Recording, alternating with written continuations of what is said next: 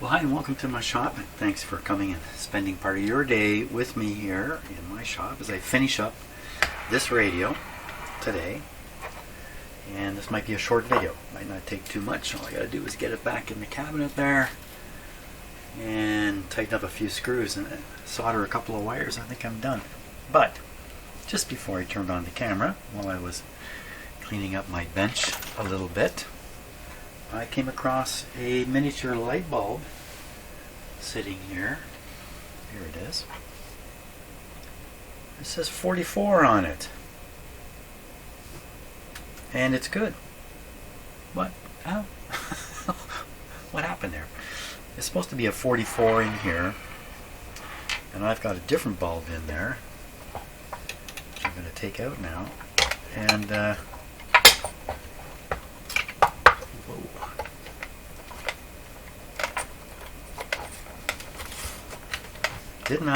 was I not unable to find a 44? And then all of a sudden, here's one. So the bulb I put in there is the proper voltage, proper current.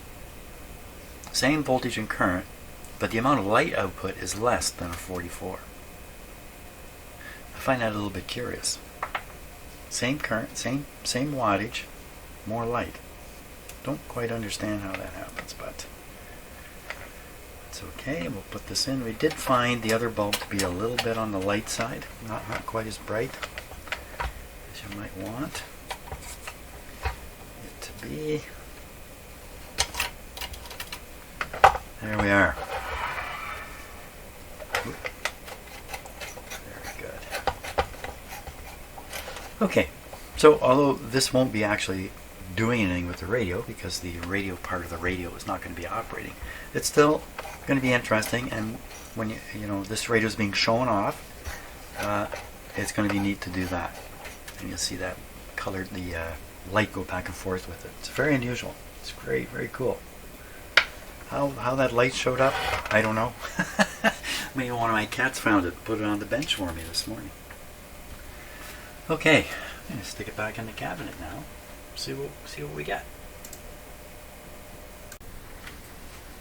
Okay, let's solder up a few wires. Okay, this is just going to be a temporary sort of thing, and that I may very well have to remove the chassis again because of who knows. that's how this works. Never really know until it's all done. Okay, so I'm hooking up the main power wire here.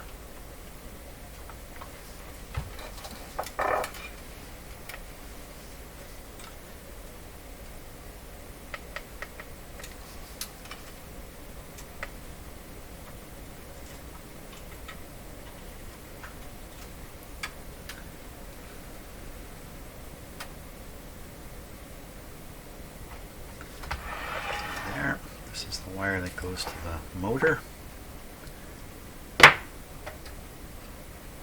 Clock motor. What else has a motor?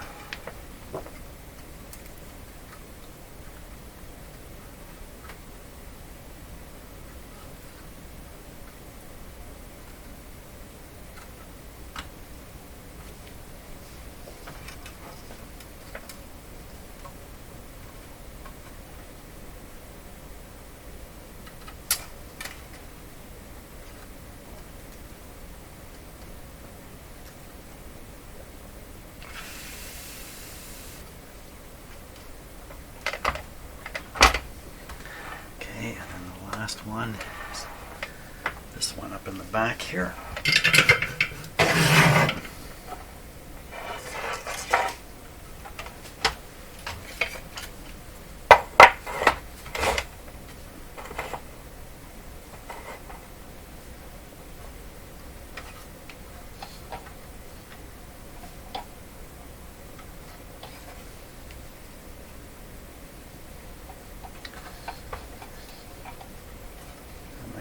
Get the soldering iron in there and not burn myself.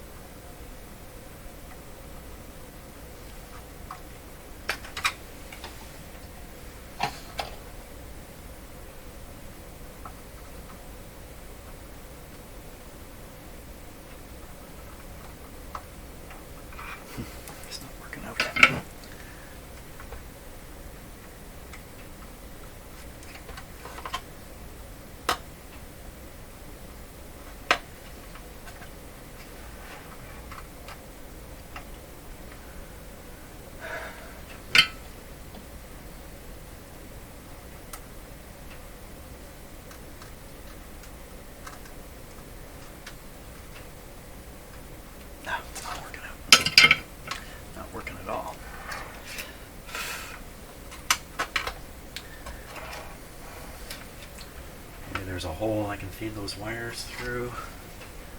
And the connector. Yeah, there's definitely a hole there. Now, let's see if I can get the wires through it. The last guy just tacked them. Or did he? This one can't be pushed through the hole. This one, maybe I can get this one through.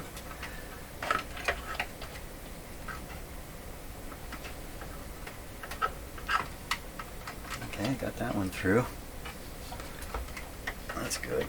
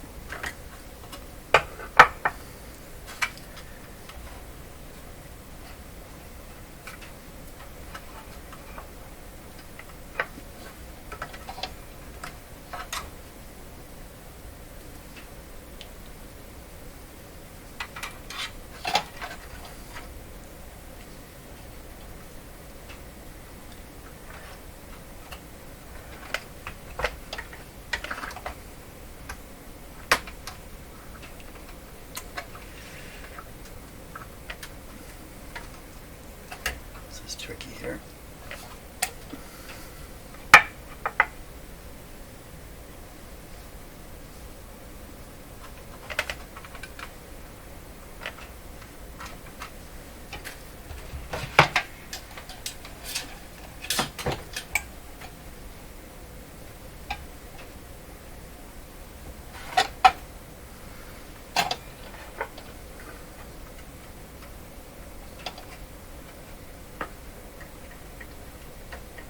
Just behind where I'm working, somebody has written, looks like the initials JL.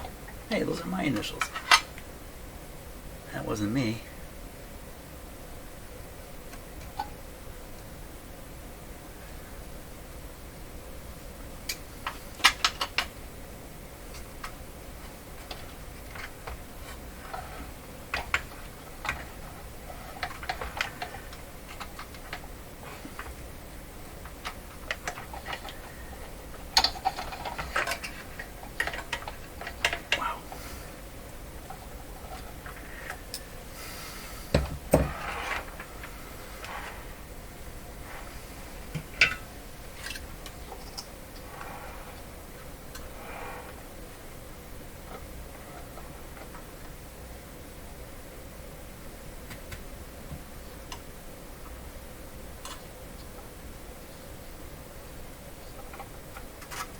Yeah. Okay, let me just carry on my own here and get this done. Okay, I think I got it. Let's just check. Yeah, that's on there. Good. Oh, I think I hear my cat coming too. Good, so I think we're... Oh, got to solder up the speaker wires. And we're ready to hear this guy with his own speaker. What he sounds like. Very good. Hey, Peanut, come on in. Just to show you how easy it is to make a mistake, and this is inconsequential, but I've soldered the two wires to the speaker up there. I was going to put one way the other way. What would it matter? Well, here's what it matters. I put the black wire over here. That made the black wire short, or the black wire is short, and the result is the chassis won't settle down on the cabinet because the wire is too short. I gotta put the wires the other way. Yeah, if there's a way to get it backwards, I'm usually pretty good at finding it. Okay, let's see how that does. What I noticed before, when the wires were the other way, is the knobs were not centering. So now they're beautifully centered here in the holes. Excellent. Good, we're ready for a test here. And I haven't screwed the chassis in yet. Volume down. Now we're going to hear this clock motor run again for the first time. I'm going to connect up to here just using the cheater cord. So if we bring the back and plug it in, we can't see anything. It's covered, so we're going to use this guy again. The ground is the red, which is kind of backwards, isn't it?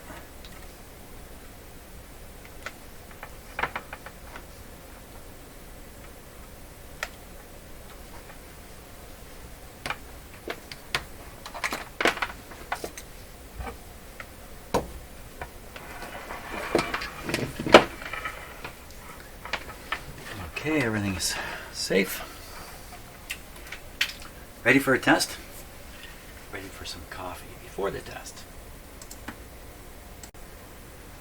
Okay, I think we're ready to give this guy a test. Volume is down.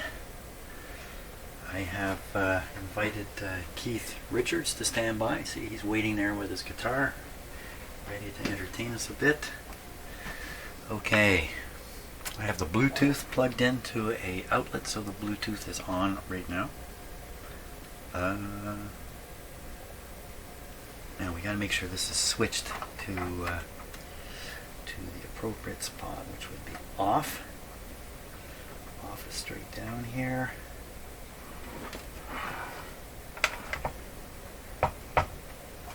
Okay, here we go. We're going to hear the clock running here first.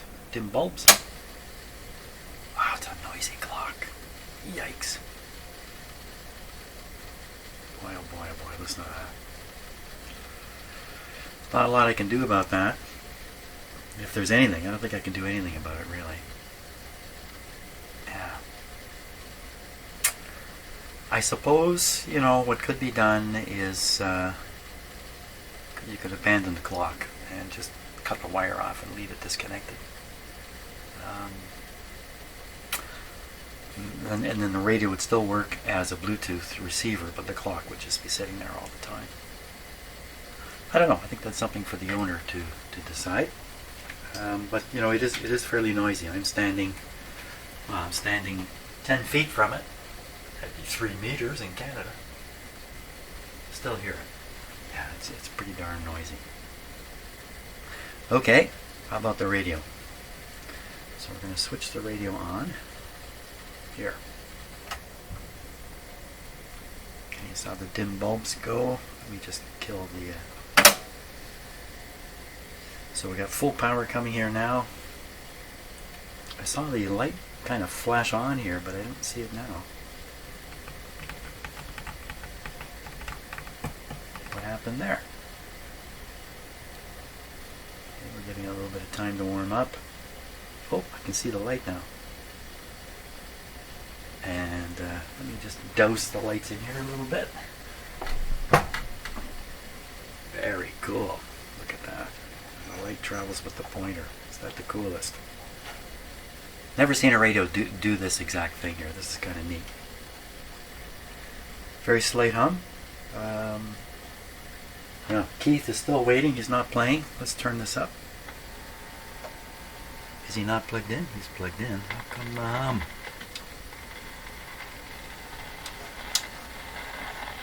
What's that crackling?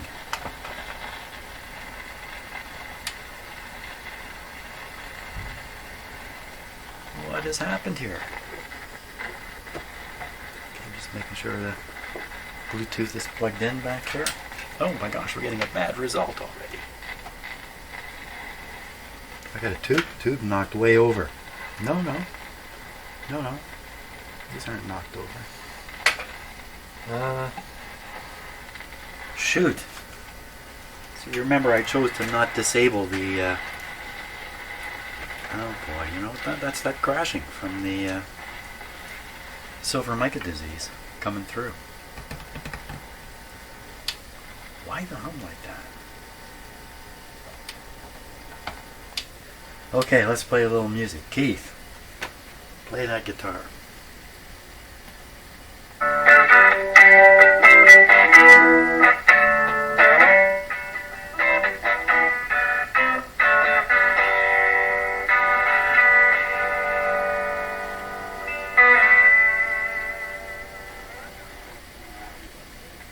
This is full volume here.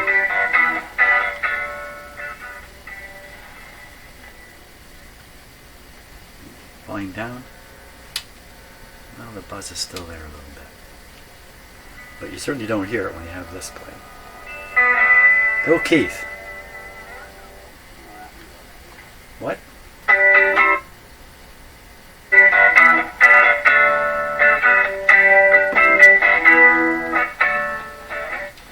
Lots and lots of volume here. Keith, you're playing the same thing over and over, Keith. Stop. Thank you. Well, it kind of is what it is. It has a slight hum to it. You can hear the motor going. And what happened to the crackly? The crackly seems to be gone.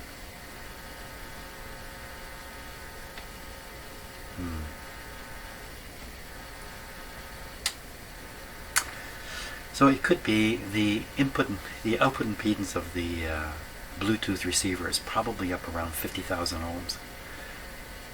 The radio is probably looking for a much lower impedance cartridge from a record player.